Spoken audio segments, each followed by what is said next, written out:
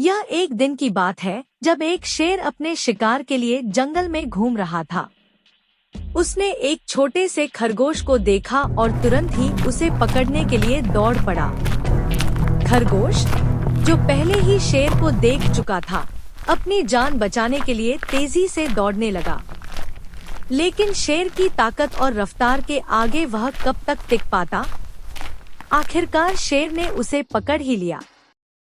शेर ने गर्जना करते हुए कहा, अब कहाँ भागोगे छोटे, अब तो तुम मेरा भोजन बनोगे। खरगोश कांपते हुए बोला, शेर महाराज, मुझे छोड़ दीजिए। मेरे छोटे छोटे बच्चे हैं। अगर आप मुझे मार देंगे तो वे अनाथ हो जाएंगे। कृपया मुझे छोड़ दीजिए। शेर ने हंसते हुए कहा, यह तो और भी अच्छी बात है, मुझे और ज्यादा भोजन मिलेगा।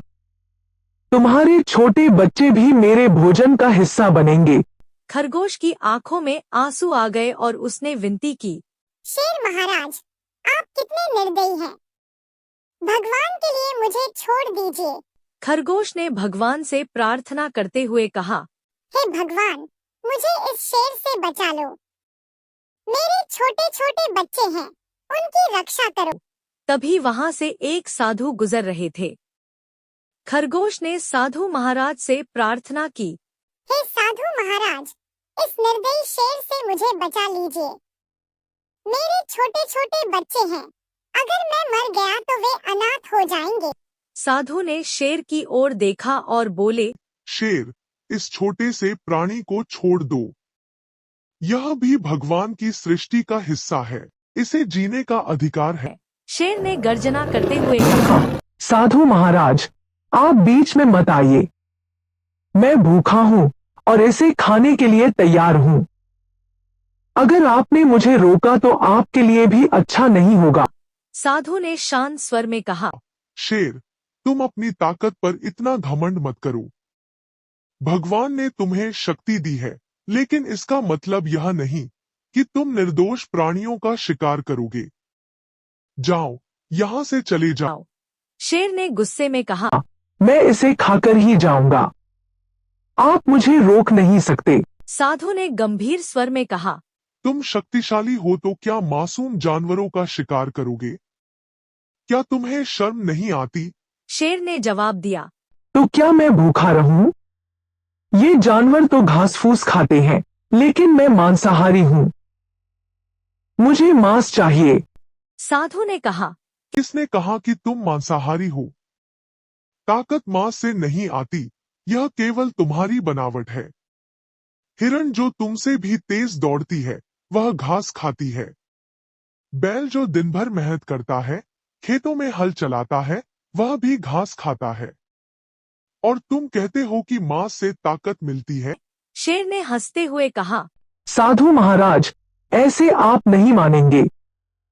पहले आपको ही भोजन बनाता हूँ, फिर इस खरगोश को देख लूंगा।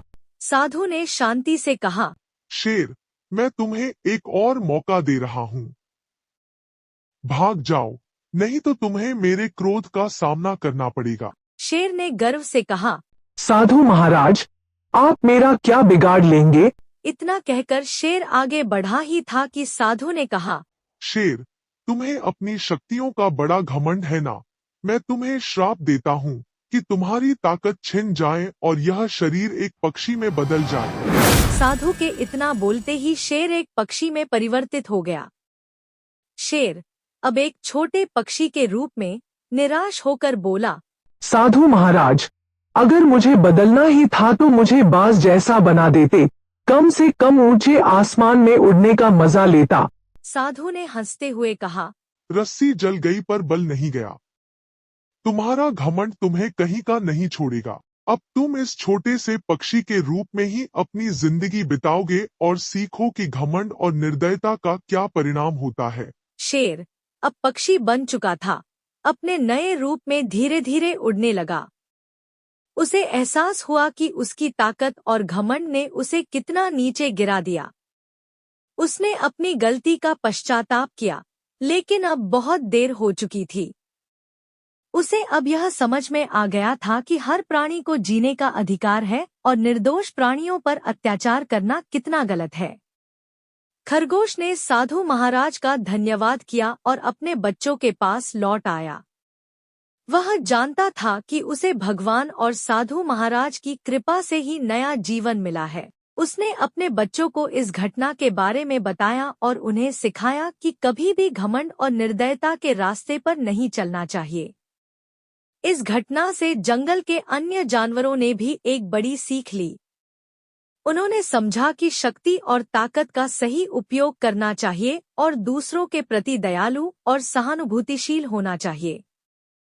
इस प्रकार उस दिन के बाद से जंगल में शांति और सौहार्द का माहौल बन गया, जहां हर प्राणी स्वतंत्र और सुरक्षित महसूस करता था।